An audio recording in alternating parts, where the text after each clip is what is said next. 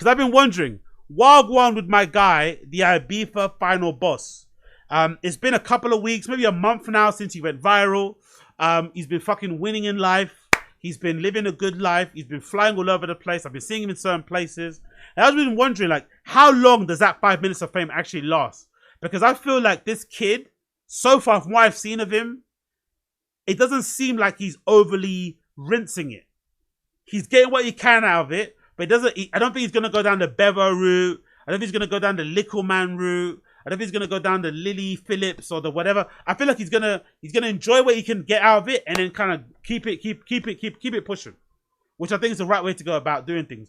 But I just wanted to see what he's been up to since he went fucking viral. So this is his profile. The Ibiza Final Boss. His actual name is Jack K. So big up Jack K. I think he's from Newcastle. The accent's fucking terrible. One thing that we know so far though is that he's driving a Range Rover. And if you know anything about England, if you know anything about fucking up north people, if you know anything about English people in general, myself included, the pinnacle of whips in this country is Range Rover Sports.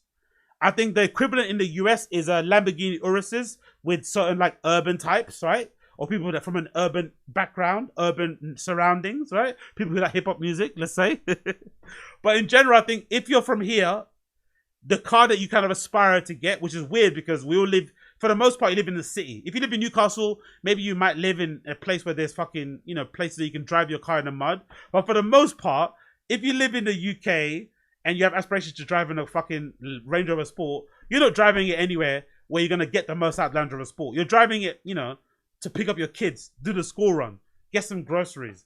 At most, go play Sunday League. But you're not really using it to an extent. But I love the fact that he has it anyway. So big up Ibiza Final Boss for getting a Range Rover Sport. That's a good development.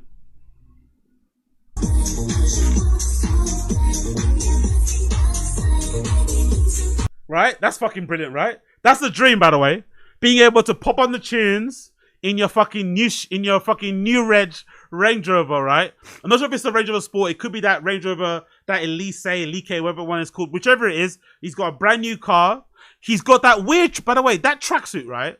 I'm pretty sure it's a Nike Tech Fleece, but someone needs to fucking let me know why everyone's wearing this fucking Nike Tech Fleece. It looks like a Deliveroo jacket. It's a weird style. It's a weird color. Like the color blocking or the color, in general, legitimately looks like you're a Deliveroo driver. I don't get why that's so popular. I see a lot of kids, honestly. I saw pictures of Creamfields. I saw pictures and clips from Reading, the Leeds Festival. All the type of kids that would go to places that he likes to go to. The tech house kids. They love that. I've seen so many people wear that exact tracksuit. I'm wondering, like, why do you look like a Deliveroo driver? It's weird because if you went to those raves wearing a Deliveroo outfit, you get laughed out of the park, right? No pun intended. But if you go to the rave with a Nike one with the same colors, everyone thinks you're cool. Weird, isn't it? But yeah, big up Jack K for that one. Next post.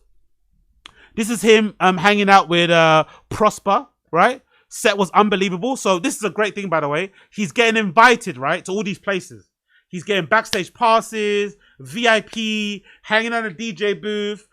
I saw him hanging out with Solomon. I thought the Solomon one was a little bit cringe because it looked like he was overly talking to Solomon. But it also looked like Solomon was kind of like confused what's going on, like, Solomon was a little bit, but I think he was doing a little bit too much with Solomon behind the booth. You probably need to chill out. But again, I've been there before. Like, I'm the major proponent of like not encouraging VIP, the VIPization of the DJ booth. I fucking hate it. I've always said it before. I hate how that's become the new fucking VIP space, the new green room, the new cool club for the cool kids, and everyone's kind of obsessed with getting back there and not fucking enjoying themselves on the dance floor. But having been there, I know when you're in there, you get gassed and you sometimes act a little bit too excited and you sometimes do stuff that you're not meant to do. So I kind of give him, I'll give him a bly. But I think that Solomon clip was a little bit cringe, but I still like he's getting invited to places. I love that because in general, he went viral because he was having a fucking blast on the dance floor. He didn't go viral because he was fucking trying to suck people's dicks in the DJ booth. He didn't go viral because he was trying to fucking get some DJ's attention. You know what I mean? He went viral because he was having fun on the dance floor. That's where you're meant to be. That's where the club is at. Not the fucking VIP tables, not the fucking DJ booth, not the green rooms. The fun is on the dance floor. And secondly, the other bit of fun in clubs is the smoking area. People are obsessed with going groomers and being VIP. Fuck all that shit. You make some of your best friends. You make some of your best connections. You have some of the best times, best stories, best moments and lows being on the dance floor and being in a fucking smoking area. Nowhere else, in my opinion. But again, I could be wrong. But big up Prosper for bringing him in. Another clip of him with the legend that is Patrick Topin. Big up Patrick Topin. He's definitely doing bits and pieces as well. I love him as well for pushing the sobriety thing in dance music, which has been fucking class and brilliant. I think he's also from fucking Newcastle too, if I'm not mistaken. I think Patrick Topin is also from Newcastle. So for this Ibiza Final Boss, this is probably a big moment. Because he probably looks up to Patrick Topin. That's his guy, hero, and that. He might come from the same area, background, whatever. But them being, you know, them being two Geordies, fucking big look. So I fucking love that. That was at Creamfields. He's also been spotted with Josh Baker. Big up Josh Baker. Big on YouTube, by the way. One of the few DJs I actually like watching his content on YouTube. I think DJ content on YouTube is a little bit cringy and weird with the vlogs and shit. But this Josh Baker guy is good. And he's actually a good DJ and a good producer. So big up Josh Baker for getting him involved and co-signing the kid, taking a picture with fucking the Ibiza Final Boss. We love to see it. There's also another picture here with Patrick Topin and Ketama behind the scenes here, it looks like, at the fucking Creamfields also. So he's hanging around with all the big DJs. There's a clip of him again. I think it's at Creamfields too.